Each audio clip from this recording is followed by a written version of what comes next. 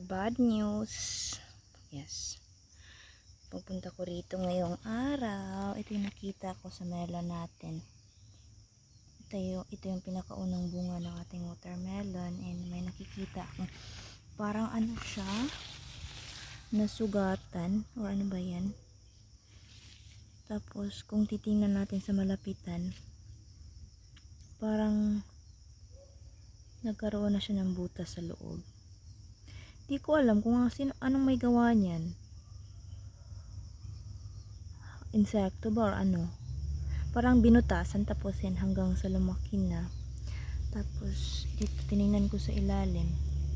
Ayan, may damage na din pala.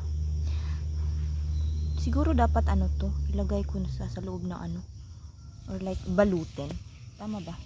Kasi wala naman ako makita na binabalot ng watermelon sa internet. Feeling ko lang kasi naman, di ba? Ano siya eh. Baka kinain niya ng insekto.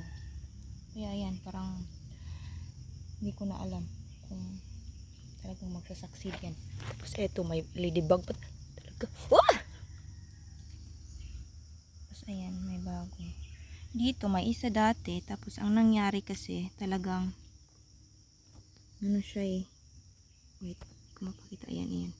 Dati, meron tong ano, kaso nga lang nabulok na laglag. Kasi yung prutas na mismo, parang ganyan, patusok talaga sa lupa. Tapos yung puwet niya, unti-unti nabulok. Ay, nawawala na ako ng ano guys, sa ating mga watermelon. Ewan, tapos ninakaw pa yung kasama natin. Ewan. Tapos eto, may namatay pa.